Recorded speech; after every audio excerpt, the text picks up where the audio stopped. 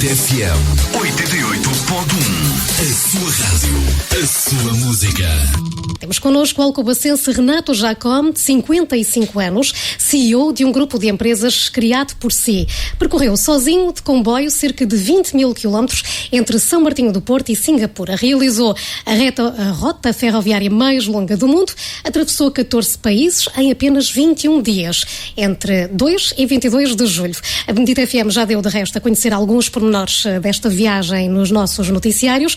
No entanto, Renato aceitou o nosso convite e hoje está aqui connosco em estúdio para nos contar um pouco mais sobre esta aventura. Antes de mais, bom dia, bem-vindo aqui à Bandit FM. Bom dia, obrigado pelo convite, é um gosto enorme de estar aqui. E imagino tantas histórias que trará na bagagem. Vamos começar, se calhar, esta conversa pelo início da jornada.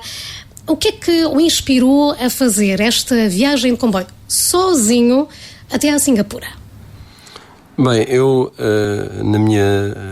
fiz uma pequena carta de apresentação da minha vida.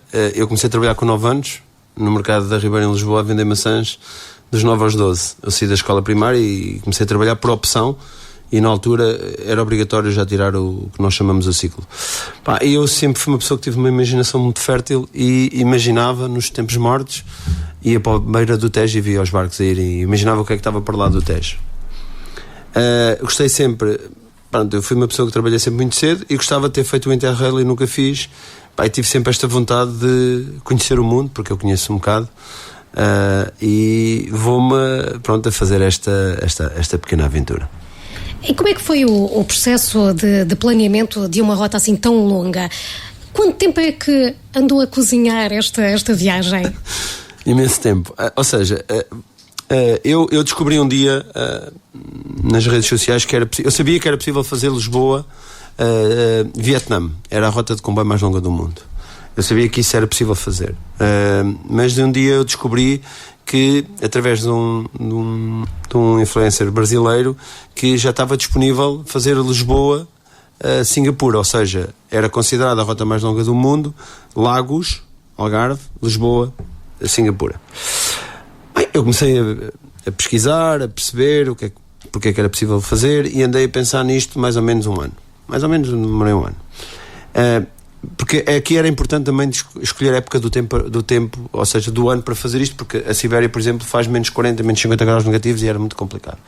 Até que falei com a minha esposa, disse: Belinha, olha, eu vou fazer a viagem mais longa do mundo de comboio, queres vir comigo? Ela disse logo que não.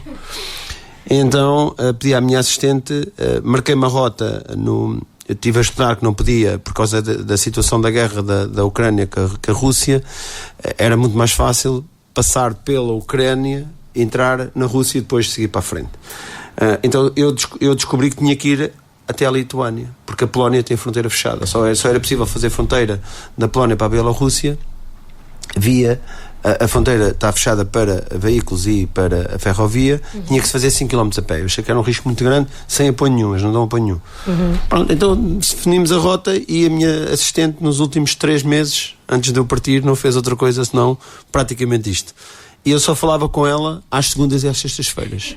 Ou seja, delineei a rota, depois tivemos que pensar como é que íamos fazer isto. E o difícil aqui foi só fazer o encadeamento dos comboios. Isso é que foi um bocado mais difícil, mas pronto, depois conseguimos fazer isso e as coisas foram fluindo e chegámos ao dia da partida, que foi dia 2 de junho, por opção, porque eu queria estar em Portugal no dia 23. E, no entanto, optou por, em vez de ir para Lisboa, São Martinho do Porto, que é de resto o nosso concelho, o seu concelho. Isso foi atrasar um bocadinho o processo, certo? Eu lamento aqui 2 coisas no meio disto tudo. Nós mandámos, eu não pedi subsídio nenhum para isto, ou seja, pessoalmente, suportei isto. Como eu já disse, a minha empresa, a única coisa que suportou foi as t-shirts e os bonés, porque eu convidei algumas empresas para fazerem parte deste processo e desta viagem só como complemento, ou seja, não houve cá patrocínios de ninguém. E eu lamento aqui nisto, e depois vou dizer porque é que eu optei por sair de São Martinho. E mandámos um e-mail para a CP a dizer que ia fazer isto se eles queriam patrocinar, associarem-se à viagem. Primeiro e-mail, pedimos se eles nos queriam oferecer os bilhetes até Badajoz.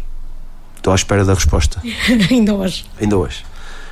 Passado uns tempos, eu disse à minha secretária, à Cecília, mandas um e-mail a dizer que a gente não quer nada, a gente não precisa de nada. E ainda por cima os bilhetes são relativamente baratos. Nós vamos só dizer se eles querem divulgar isto. E ainda não tivemos resposta. E o porquê de sair de São Martinho do Porto? Porque eu acho que nós temos que ser... Eu sou muito alcobacense, eu não sou natural de Alcobaça mesmo, eu sou natural do Casal da Carreira, freguesia de Sela. Mas eu acho que sou mais alcobacense que muitos alcobacenses. E sou muito bairrista, e sou muito pelo nosso país, pela nossa nacionalidade, pela nossa identidade. E fiz questão de sair de São Martinho do Porto, que demorei quase tanto tempo a chegar à Gar do Oriente, como demorei da Gar do Oriente até a Badajoz, que é uma coisa muito engraçada. Ou seja, realmente atrasou aqui um bocado os horários. Mas foi giro, foi muito giro. Sabe porquê que foi giro? Porque eu conheci um senhor de Pombal que ouviu falar nesta viagem e vinha no comboio até ele veio de Pombal a São Martinho, ele veio do Lourissal até São Martinho, e o objetivo dele era conhecer-me e ir almoçar a Sintra e voltar. E o senhor foi comigo até ao entroncamento e ia comigo até Badajoz. Só não foi até Badajoz porque eu encontrei um casal de jovens, uns jovens americanos que estavam um bocadinho perdidos no entroncamento, e eu disse-lhe a eles, não, entre a Gar do Oriente e o entroncamento, eles queriam ir para Madrid. Eu disse, não tem problema nenhum, eu falo um bocadinho de inglês, e eu ajudo-vos nisto, vocês vão comigo e vamos. Então o senhor disse, olha, como vocês já têm companhia, não vou consigo. Eu acho que isto é fantástico, entre outras peripécias que aconteceram. Porquê de São Martinho? Porque para mim faz todo o sentido nós, se temos uma linha férrea, a linha do Oeste, que teve para ser desativada, demonstrar a importância dessa linha e demonstrar quanto é importante os caminhos férreos numa nação. A nação, quanto mais envolvida é, melhor é a sua linha férrea, e demonstrar que é possível nós ultrapassamos todo o tipo de barreiras que nós podemos imaginar, porque há muitos amigos meus que me perguntam, mas tu não tens medo, vais estar ali na Polónia, vais estar ali encostado à Ucrânia. Não tive esse receio. E pegando precisamente por essas questões da linha férrea, vamos agora entrar na parte da experiência no comboio, ou nos comboios. Que comboio mais o marcou durante esta viagem e porquê? Durante todo o percurso? Vou dar aqui 2 exemplos, pela positiva e pela negativa. Vamos começar pela negativa. Eu tenho uma peripécia entre a Mongólia, porque eu tive um problema na Mongólia. Não tive um problema na Mongólia. Nós sabíamos, eu não podia comprar, não conseguimos comprar online. Eu tenho uma pasta com todos os documentos que comprovam que eu fiz esta viagem. Nós sabíamos que não podíamos comprar, não conseguimos comprar o bilhete online da Mongólia para Pequim, que tínhamos que comprar lá. Eu faço anos de casado, eu fiz este ano 33 anos de casado, no dia 25 de julho, e eu queria cá estar, porque a viagem inicialmente era para sair no dia 4 de junho, dia 4 de julho, e fazia com que eu ia chegar no dia 26, salvo erro, ou 27, não posso bem precisar, mas acho que é 26 ou 27. E eu disse, não, vamos andar com isto para trás, Cecília, vamos começar outra vez o processo de princípio, eu tenho que estar cá no dia 23, para garantir que estava cá no dia 25. E aí começámos no dia 2. Como começámos no dia 2, não conseguimos comprar o bilhete online entre a Mongólia e Pequim. Tínhamos que comprar lá. Nós sabíamos o número do comboio, eu sabia o número do comboio, a plataforma sabia tudo. O que não sabia é que o comboio não existia. Ou seja, porque não havia pessoas para transportar. Bem, como é que vamos fazer isto? Vamos para daqui a 3 dias, tudo bem? Então, eu estava no domingo estava no hotel, e fui à pessoa mais inteligente que há agora no mundo, que é o ChatGPT, e disse-lhe, estou na Mongólia, preciso ir para Pequim, e ele arranjou-me uma rota para Benjin. Para Benjin foram 18 horas de comboio, da Mongólia até Benjin. O que é que acontece?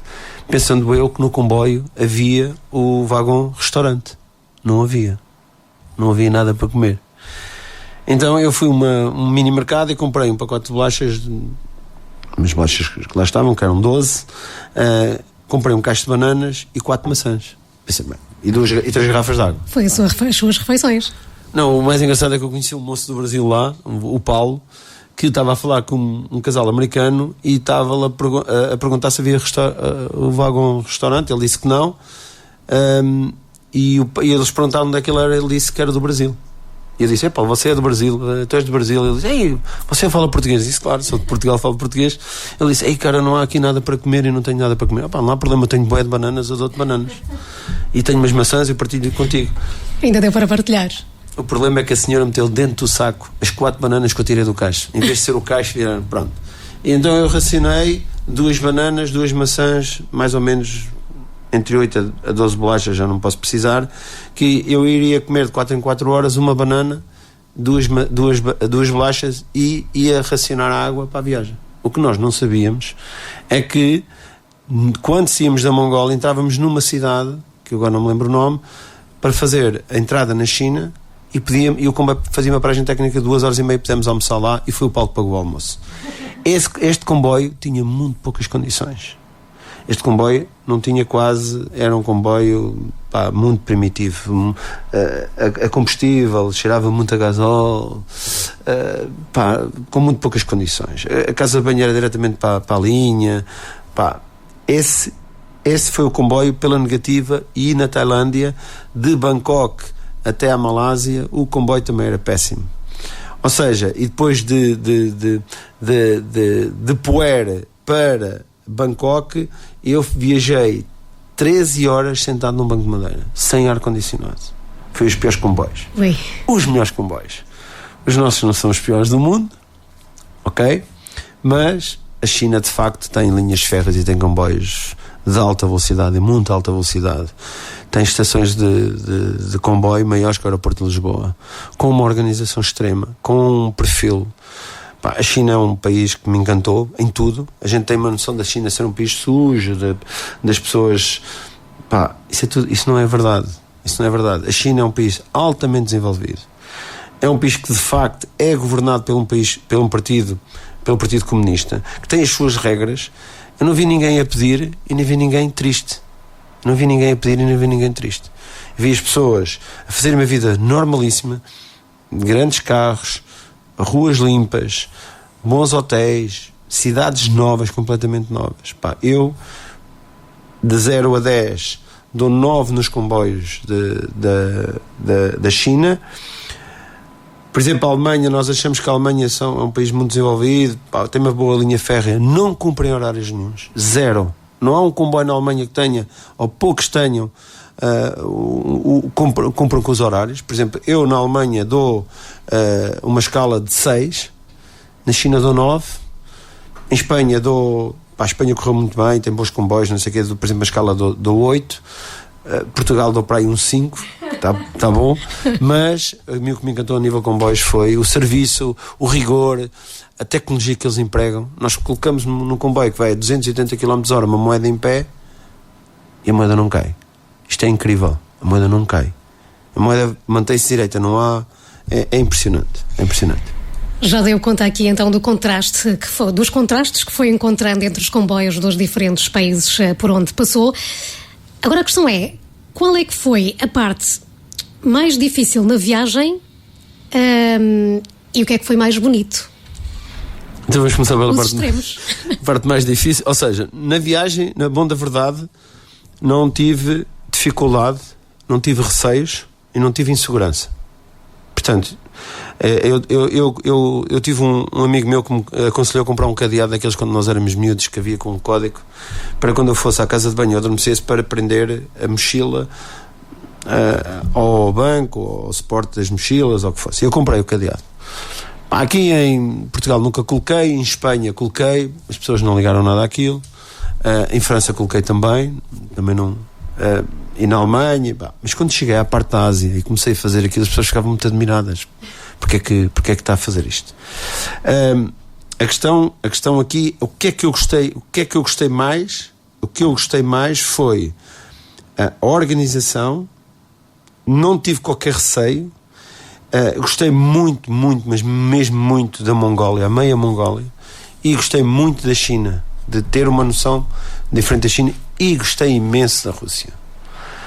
Eu acho que a Rússia é um país que, se fosse governado com uma mentalidade diferente, Moscou é uma cidade muito bonita, a Sibéria é uma imensidão, é uma coisa fantástica. A linha da Sibéria tem 9.211 km, tem 135 estações de comboio.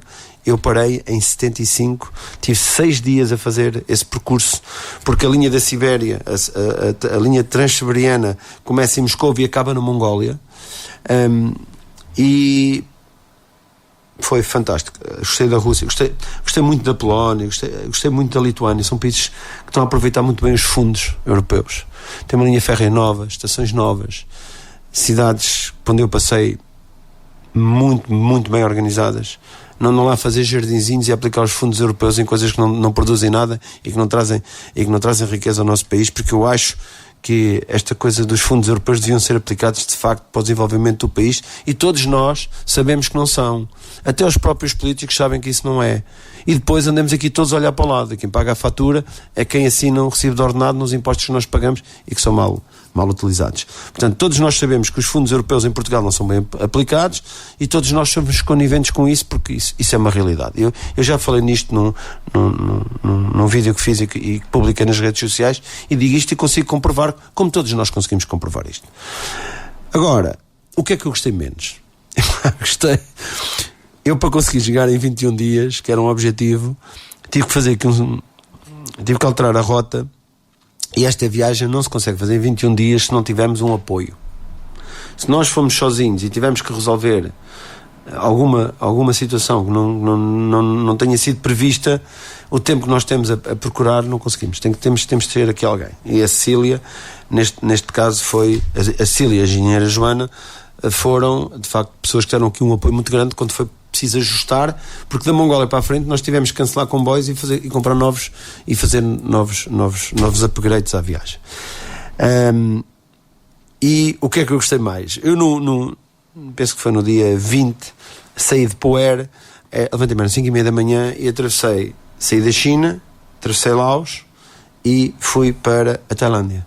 Eu tenho que passar 3 fronteiras, que o sistema de passagem de fronteiras é muito engraçado, e tenho que sair da China, depois saio da alfândega, saio do Serviço de Estrangeiros e Fronteiras da China, depois faço alfândega na China, entro em Laos pelo Serviço de Estrangeiros e Fronteiras, faço alfândega, saio de Laos, faço alfândega em Laos, entro na Tailândia, faço Serviço de Estrangeiros e Fronteiras, novamente a situação da alfândega. Eles estão sempre a controlar, a perguntar de onde é que vamos, para onde é que vamos, de onde é que somos, para onde é que vamos, o que é que trazemos, o que é que não vamos. Para mim era fácil, quero só uma mochila. E quando estou na fila para fazer o Serviço de Estrangeiros e Fronteiras em Laos, foi a coisa que eu mais testei, vejo um senhor com uma nota de 20.000 tickets na mão e pergunto-lhe para que era aquilo. Pensei que fosse uma taxa, e há um senhor que está na fila ao lado e diz: não, isto é para dar ao polícia para ele ficar, posso satisfazer, para ele ficar feliz. Mas isto não é nenhuma taxa. Não, isto é um mimo que se dá. Quer dizer, um país pobre como Laos, com um sistema destes, também acho que o país nunca vai desenvolver. Isto a mim chocou-me imenso. Chocou-me isso. Chocou-me, por exemplo, a fronteira da Tailândia, que era uma coisa muito rudimentar. Era um senhor num guichê muito mais pequeno que este. Nós dávamos o passaporte, ele perguntava para onde é que eu ia, nós dissemos o meu destino final, eu dizia sempre: o meu destino final é Singapura, eu estou a fazer a viagem mais longa do mundo de comboio. Ele pôs o carimbo no passaporte. A seguir passamos para a alfândega e vamos ser controlados novamente pelas autoridades, e é uma mesa corrida, literalmente como nas festas, quando nós vamos comer um frango a uma festa.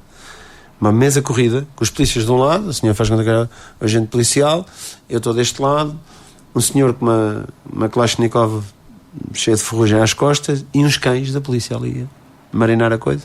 E há um cão que ladra para uma mala. O que é que nós todos pensamos? Há ali droga, não é? Fica ali um silêncio. E então a senhora, eu penso que era um casal, o senhor pôs a mala em cima da mesa, parou logo tudo. Eu fiquei um bocado nervoso com aquilo. Para fazer a revista, não é? Fazer a revista, o senhor abre a mala e tinha lá uma espécie de chourição lá dentro. E aquilo foi assim um momento um bocado constrangedor, e foi o momento que eu menos gostei. Não é que a mim me tivesse afetado em alguma coisa, mas também não foi muito simpático esse momento. Sentiu-se mais intimidade? Senti-me que tivesse regredido no tempo. Aí eu, quando entrei na fronteira da Bielorrússia, parece que andei 50 anos para trás no tempo. Faz-me lembrar quando eu era jovem e ia à Ceuta e faz-me lembrar quando eu penso que foi em 90 ou 91, fui a Marrocos, a Casablanca. Saímos daqui de Alcobaça para Marrocos. O nosso objetivo era ver a maior mesquita do mundo, e quando foi fazer a fronteira de entrada em Marrocos foi um caos. Aquilo foi um caos, e revivi esse momento, e foi uma coisa que não foi muito simpática. 88.1 Benedita FM, a sua rádio, a sua música. Recordamos que estamos à conversa com o alcobacense Renato Jacome, que percorreu cerca de 20 mil quilómetros entre São Martinho do Porto e Singapura. Realizou a rota ferroviária mais longa do mundo, atravessou qualquer coisa como 14 países em apenas 21 dias, foi no passado mês de julho. E vamos voltar à conversa, ainda pegando aqui nesta questão da experiência nos comboios por estes países. Como é que geria as longas horas de viagem dentro dos comboios? Sei lá, lia, escrevia, falava com os passageiros ao lado. Como é que fazia essas viagens de comboio? Bem, hoje nós temos uma ferramenta que, como eu nasci em 69, não existia, que é as redes sociais e a facilidade de comunicação e as chamadas de vídeo. Parece que temos aqui mesmo ao lado e temos a milhares de quilómetros de distância. Isso encurta muito a saudade, porque eu todos os dias falava com a minha esposa, com a minha filha, com a minha equipa, e eu via as pessoas tal e qual como estou a ver a senhora. Portanto, isso ajudava muito. Também levei uns livros para ler, que só li meio livro, e fiz imensos amigos e imensos conhecidos. Eu conheci um médico neurocirurgião do México, que é o Kiko, que falamos agora com alguma regularidade. Conheci-o na Sibéria e falámos, e ele todos os dias dava consultas online. E falámos imensas coisas. Era uma pessoa com uma cultura muito acima da média, com conhecimento muito acima da média. Era uma pessoa que já tinha viajado, já viajou imenso e conhece meio mundo, e falámos muito sobre a doença de Parkinson, sobre Alzheimer, essas coisas. Depois partilhávamos os lanches e facilmente eu faço amizades com as pessoas. Como é que estas horas eram passadas? Eu ia muito cedo para as estações de comboio para tentar perceber como é que funcionava, algumas pessoas batiam-me assim na bandeira de Portugal, perguntavam-me de onde é que eu era, o que é que estava ali, eu traduzia através do Google Tradutor, que é a melhor ferramenta, uma ferramenta excelente. E eu ia passando o tempo e também fiz um diário, tenho um diário com todos os passos escritos. Ia escrevendo. Ia lendo algumas coisas, ia estando nas redes sociais, via os e-mails quando tinha net da empresa, respondia algumas coisas. Também a diretora-geral, a engenheira Joana Gil, e a equipa e a financeira, alguns colaboradores meus também me ligavam. Pedro Lopes ligou-me, o Zé Manel, o Jorge Bernardo, o João Bernardino, muita gente a ligar-me. Só que depois havia aquele problema de umas vezes tinha comunicações, outras vezes não tinha. Bem, foi fácil passar o tempo. Também se dormia um pouco. O comboio da Sibéria tinha muito boas condições. Não era um hotel 5 estrelas, mas tinha uma cabine com duche. Todos os dias tomava uma duche, desfazia a barba, conversava com as pessoas. Houve uma senhora da Sibéria pediu-me para tirar uma fotografia em que a senhora chorou, porque na tripulação do comboio da Sibéria havia uma funcionária que teve muitos anos em Espanha, a meio do Liceu voltou para a Rússia, com esta coisa da guerra não consegue sair, ou seja, a Rússia não a deixa sair, e ela tem muitas saudades de Espanha, que ela teve em Sevilha. Ela conhece bem Lisboa, conhece bem Fátima, conhece o Porto, conhece Sintra, era apaixonada por Sintra, ela gostava muito imenso de Sintra. Isso deu-me um bocado de revolta. Como é que uma pessoa quer sair de um país e não pode, cobra uma taxa muito elevada, tem que justificar, tem que ser aceito. Se for aceita a saída dela, na Rússia atualmente demora entre 1 ano e meio e 2 anos eles a darem a resposta. E era assim que se passava o tempo, era com alguma facilidade. Já referiu aqui dos 14 países que percorreu, aqueles que o mais surpreenderam, quer pela positiva, quer pela negativa. Como é que foi a interação com os locais? Já deu aqui conta dessa história, mas há assim mais alguma história marcante que se foi passando e alguém conheceu pelo caminho? Eu conheci 2 chineses, começámos ou seja, conhecemos. Por exemplo, eu estava numa estação de comboio em que estavam lá 3 mil pessoas. Eu era o único europeu que estava lá e as pessoas olhavam para mim com alguma admiração. Os miúdos, as crianças, era uma coisa impressionante. Puxavam as calças das mães, ou a saia, como quem diz, olha, ele é diferente. Eu sorria sempre. E os miúdos, as crianças têm uma coisa que conseguem comunicar só com o olhar, e acho isso fantástico. Mas eu comecei a viajar, eu comecei-me a perceber que há 2 chineses que me estão a acompanhar há 2 estações, desde Poeira. Em Poeira foi quando eu me apercebi realmente que eram essas pessoas que estavam lá. Começámos a falar uns com os outros. Um ofereceu-me um pacote de chá que eu depois não sabia o que é que tinha, e confesso aqui que o mandei fora, porque isto é tudo muito giro, mas dão-me um pacote de chá com mais ou menos 250 gramas. Eu não sei se aquilo é efetivamente chá, se é outro produto, então tive a oportunidade de deixar alguns não sei aonde, porque mandei-o pela sanita do comboio fora, porque não ia correr esse risco.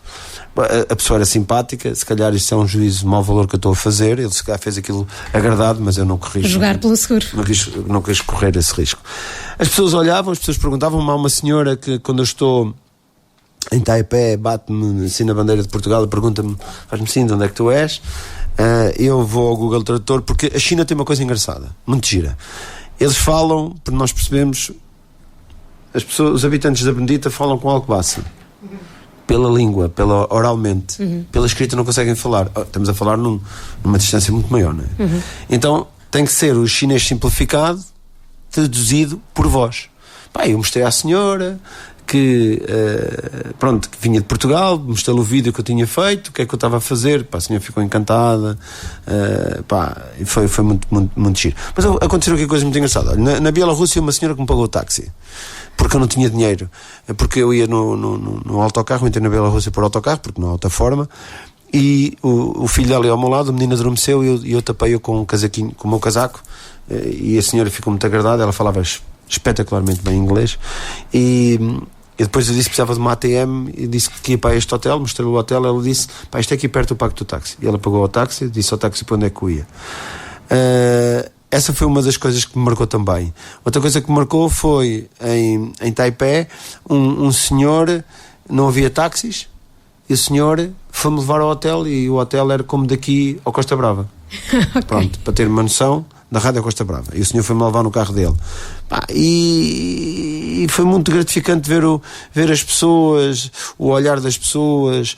Eu, por exemplo, na fase final, quando cheguei a Singapura, há um casal de americanos com 2 filhos, e ele diz, olha, para a mulher, vê o que é que ele tem escrito na mochila.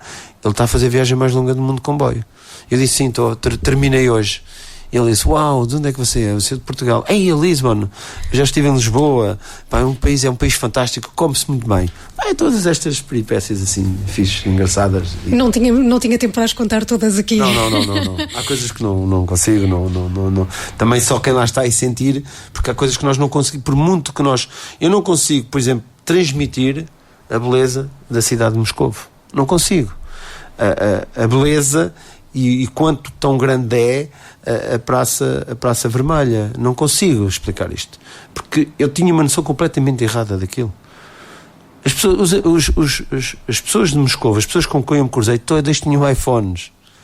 No táxi ouvia-se música americana, que eu acho uma coisa engraçada. Estamos em Moscou. Se calhar os conflitos que há entre os povos e entre as nações são determinados as pessoas que os fazem e que os transmitem à sua população, e que têm ferramentas para ocultar a vontade do povo. Isto é que é triste. Isto é que é triste. E pegando aí mesmo nessa questão, houve algum choque cultural ou situação inesperada que o obrigou, de certa forma, a adaptar-se rapidamente?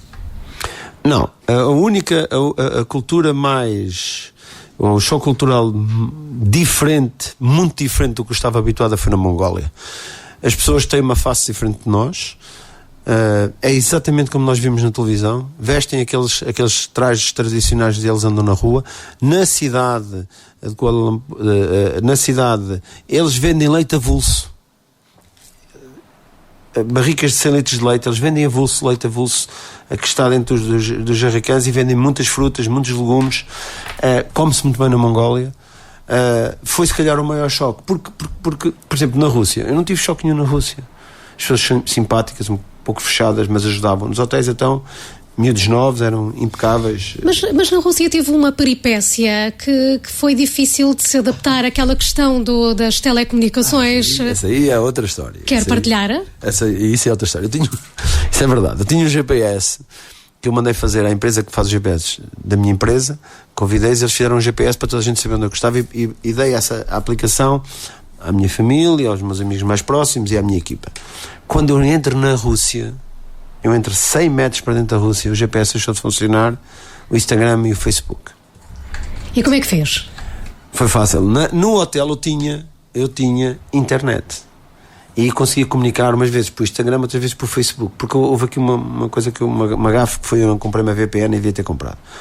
Para me escondecia, não tinha comunicações. E eu quis comprar um cartão eSIM. E ninguém me vendia cartão nenhum eSIM. Falei lá que a senhora que estava na recepção, ela dizia: pá, não pode ser, você não pode comprar, tem que ser só para russos. Então estava assim um senhor, um homem com 30 e poucos anos. Eu perguntei se ele era o diretor do hotel, ele disse que era o assistente. Eu disse: preciso falar consigo. Pá, moral da história, comprei o cartão eSIM dele. Tive que comprar, eu disse: pá, preciso que me venda o seu cartão eSIM, eu pago. E ele disse: pá, mas eu não posso comprar, porque eu comprei um mês passado, eu comprei um este mês, não posso comprar dois, só posso comprar um. Bem, eu vou dizer que tenho um problema, se eles me venderem outro, eu vendo. Ele foi lá, bateu lá um couro à menina. Eu achei que aquilo, num certo momento, a coisa estava meio tensa, mas ele depois faz-me assim um sinal de: ok, está resolvido. E aquilo eram 1000 rublos, mais ou menos 9 euros, mais coisa menos coisa, e eu dei-lhe 2000 e fiquei com as comunicações para um mês sem problema nenhum, impecável. Teve que se resolver assim. Lá está, teve de se adaptar. Agora, falando também um bocadinho de logística e ainda de desafios, vamos falar aqui a questão dos vistos, das autorizações, das fronteiras, os controlos ao longo do percurso. Teve aqui alguma questão mais difícil de contornar? Não, a mim fazia muita confusão como é que eu ia para a Rússia sem um visto. Não é preciso vistos entre Portugal e Rússia, não é preciso vistos entre Portugal e China, não é preciso vistos entre Portugal e Tailândia, nem entre Portugal e Malásia, e nem Singapura. É só anunciar a entrada. 48 horas antes nós anunciamos a entrada. As chamadas autorizações, não é? Mas eu fiz questão de... Eu tive o cuidado de informar o Ministério dos Negócios Estrangeiros. Tanto é que o Sr. Presidente da República, Dr. Marcelo Rebelo de Sousa, escreveu-me um postal a felicitar-me e a desejar-me uma boa viagem. Já o tinha partido. O Presidente da República teve este gesto, e é o Presidente da República. A CP ainda nem sequer, se calhar, abriu o e-mail. Ainda estamos à espera, mas pronto, mas ok, eles têm muito que fazer, a gente percebe. E eu preocupava-me imenso como é que isto ia acontecer, a situação de sair de um país e entrar noutro. Então eu pedi à Rússia para me mandar um visto eletrónico, uma carta a dizer que sim senhora, que podia lá estar. A China a mesma coisa, e responderam todos muito rápido. A Rússia de facto foi espetacular nisto, e a China também. Só precisava de vistos para Laos e para a Mongólia, que arranjámos dentro dos prazos expectáveis, vistos eletrónicos sem problema nenhum. Como é que se processava a entrada e a saída? Para as pessoas, para os nossos ouvintes terem uma noção, eu vou dar aqui um exemplo muito prático. Por exemplo, a estação de comboios de Valado dos Frades pertencia à China. Portanto, eu chego a Valado dos Frades, saio oficialmente da China. Vou ao Serviço de Estrangeiros e Fronteiras, entrego o passaporte, esse carimbo, e eu naquele momento saio da China. O comboio anda, chega a São Martinho do Porto. São Martinho do Porto pertence a Laos. Ou seja, eu chego a São Martinho do Porto, vou ao Serviço de Estrangeiros e Fronteiras de Laos e carimbo a entrada em Laos e faço alfândega em Laos, e é assim que funciona sucessivamente. Noutros países, por exemplo, Mongólia, a Mongólia vem dentro do comboio. O Serviço de Fronteiras vem dentro do comboio, o comboio para mais ou menos 1 hora e 15 minutos, e pedem o passaporte, a senhora polícia traz uma máquina, mete lá, faz tal e qual como se estivéssemos a fazer a saída no aeroporto ou whatever, seja o que for. Foi extremamente simples e prático. Aquilo está tudo mecanizado. Eu quero aqui dar uma nota que eu acho que é importante. Para se fazer uma viagem desta tem que se falar inglês. Pronto, ponto. Mas quando nós chegamos à China, nós entregamos o passaporte ao agente da autoridade e você tem uma máquina que fala consigo na sua língua. Fala para si em português. Português do Brasil. Tudo bem, não há problema, mas é português. E se você for francês, fala em francês, fala em inglês, fala a sua língua nativa. Bem, eu acho que isto era uma tecnologia, aos dias de hoje, que os países podiam adaptar. E muitos países não têm esta tecnologia. Mas a China, de facto, marcou-me por estas e por outras situações. Portanto, foi fácil. As autorizações foram fáceis. Comunicámos ao Ministério dos Negócios Estrangeiros. Fiz um seguro de evacuação em caso de doença que foi... que eu acho que era importante para sair para um país que eu entendesse que me podia tratar. Não tive qualquer problema de saúde, qualquer desarranjo. Eu comia nas ruas, eu comia comida de ruas, tentei sempre comer tudo o que era cozinhado. Comi imensa fruta, e nunca tive problemas. Eu comia uma espetada na rua, uma perna de frango assada na rua, uma sopa feita na rua. Também fui a alguns restaurantes menos simpáticos, né? Fomos a um restaurante assim menos simpáticos, mas pronto, foi fácil, foi muito fácil. A sua rádio, a sua música.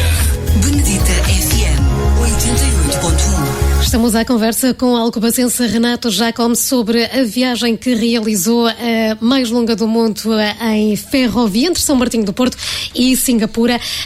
Só aqui agora uma questão assim mais breve, mas já deu aí conta de que muitas vezes comeu comida de rua, não teve qualquer problema, nenhum desarranjo, nada disso, das diferentes culturas gastronómicas que houve. Como é que geriu esta questão da alimentação, do alojamento, em especial em países que não falavam a nossa língua, não é? Porque foi apanhando aí diversas questões. Como é que se geriu toda esta questão da alimentação, dos alojamentos, quando não estava no comboio? Bem, os alojamentos foram... eu defini que tinha pontos estratégicos, pontos de apoio para lavagem de roupa, ou seja, isso estava tudo previamente programado, ou seja, e tudo comprado, ou seja, onde ia dormir, onde ia descansar, qual era o percurso mais longo que ia fazer, pronto, isso foi tudo acautelado daqui. A nível da comida foi simples, eu como tudo, menos peixe frito, não sou fã de peixe frito, eu também não vi lá peixe frito. Peixe defumado vi lá imenso. Então eu não tenho qualquer problema com a comida e optei por fazer algumas refeições leves. No comboio não se comia muito bem, era mais à base de sandes e de saladas. Comi muitas saladas, que é uma coisa que não se deve comer por causa da lavagem dos ingredientes. Mas como eu faço sempre uma preparação do organismo nos primeiros dias, primeiros 2-3 dias, eu quando vou para um país qualquer bebo sempre meio copo de água todos os dias de manhã da torneira. Para o nosso organismo se habituar. Não sei se é assim tão rápido quanto aquilo que eu imagino, mas tem corrido bem. Depois na rua eles têm uma coisa, por exemplo a China, que as pessoas, eu fui lá a um restaurante muito engraçado que tinha, nós aqui temos mariscas, lá tinham sapos e a senhora começou a dizer saiam, não foi preciso mandar que a gente saiu, mas fazia uma refeição sempre boa ao final do dia. Eles têm umas sopas fantásticas, sempre muito picante, pedia sempre para não ser com picante, mas foi fácil de ultrapassar. Também já tinha planeado de cá, pelo menos a parte do alojamento. Na sua mochila, que foi a bagagem que levou durante toda a viagem, para além dos objetos pessoais, o Renato levou 2 símbolos muito importantes. As bandeiras de Portugal, que de resto já referiu durante esta conversa as reações dos locais, mas também uma bandeira de Alcobaça que lhe foi entregue pelo Presidente da Câmara Municipal, que acompanhou também durante essa viagem e que quando regressou foi recebido nos espaços do Conselho uma recepção e que devolveu ao Presidente da Câmara. Qual é que foi a responsabilidade ou como é que se sentiu ao transportar estes 2 símbolos tão importantes e também como é que se sentiu com esta homenagem, entre aspas, que o município fez por esta aventura inspiradora? Senti muito bem. Todos nós gostamos do reconhecimento e quem não disser não está a ser sério. O Presidente Hermínio telefonou-me 2 vezes, mandou-me fazer uma mensagem ou 2. E eu pedi-lhe, é a segunda vez que faço isto porque eu vou muitas vezes a Timor, eu tenho uma ligação muito forte com Timor e já levei a bandeira do município de Alcobaça até Timor e deixei lá a irmã Cristina, que é do bairro, que é natural do bairro. E eu pedi à minha assistente para falar com o secretariado do Presidente e pedi uma bandeira, ele acedeu logo e ele fez uma dedicatória nessa bandeira. Essa bandeira eu tirei uma fotografia com ela na Praça Vermelha, tirei mais uma fotografia penso que na Malásia, também com ela, ando sempre na mochilazinha, sempre ali guardada, e a bandeira de Portugal, que essa bandeira de Portugal acompanha uma série de anos, já teve em diversas partes do mundo, porque há 2 coisas que eu levo sempre, aquela bandeira e um terço que a irmã Fátima me deu. Eu sou católico, mas não vou todos os domingos à missa, mas todos nós temos as nossas crenças, e quando eu faço uma viagem tanto de lazer como há 2 coisas que eu levo, que é sempre esse terço e essa bandeira.